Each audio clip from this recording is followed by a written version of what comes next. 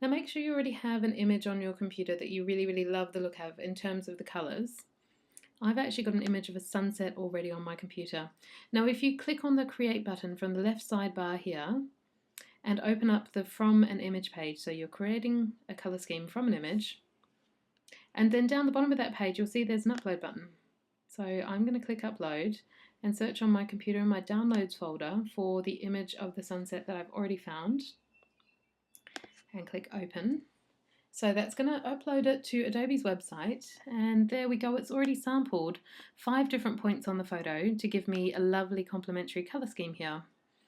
And if you don't really like the colours that it suggests automatically or as a default, you can pick up these toggles by clicking your mouse and dragging the toggle around, so you can select a slightly different shade of whatever colour it's picked up there by default.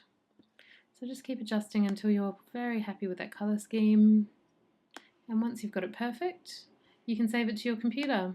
Now if you don't have an Adobe Kulerr account so that you can sign in and save it to your account, you can easily just take a screenshot of your screen and save it onto your computer. So I'm just going to do that here. On a Mac, Command Shift and 3. On a PC, it's the print screen button on your keyboard, copying it to a clipboard, and then you can paste it into a blank Word document. And there you go, you have a gorgeous colour scheme from an image. Now let's have a look at creating one from a colour. So if you go into the From a Colour page, so on the left sidebar here, I'm going to click on From a Colour. Now for your colour, if you're very specific about it and you know exactly what the colour is in terms of the RGB code or the hex code which you may have got from your designer, you can actually type that code into the screen down the bottom here. Okay, so here we go, there's the hex code field there, and there's also the RGB fields here which allows you to put in the RGB colours, so that's red, green, blue. Now, I don't have a colour with an RGB kind of code or a hex code at all. So what I'm going to do is I'm just going to take the toggle in the middle of this colour wheel. There's a few different spokes coming out here, and it's the middle one which is your base colour, and that is actually creating the complementary colours around it in this colour scheme. So I'm going to move this around and sample until I find the colour that I like. And if you don't have your hex code or your RGB colour, you might want to just go around and sample until you find something that's pretty much spot on with what you've got. Okay, there we go, I have a nice pink colour here. So that is my base, and there's a number of different rules that you can use to create a complementary colour scheme. So we're on the top one here at the moment.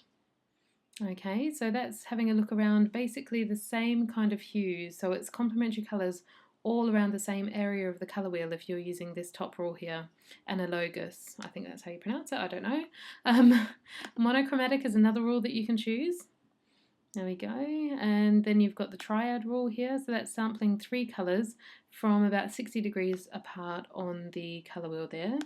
There's complementary, compound, and shades. So you can just have a play around with all these different rules. There's about 6 of them here for you to choose from, and you know, you've got complete control over this. So you know, I'm looking at the complementary colour scheme here at the moment, and let's just say I'm not really happy with that green colour at the end. It's a bit bright for me actually. I might move that just a tiny bit over this way, and I'm going to make it even brighter. There you go.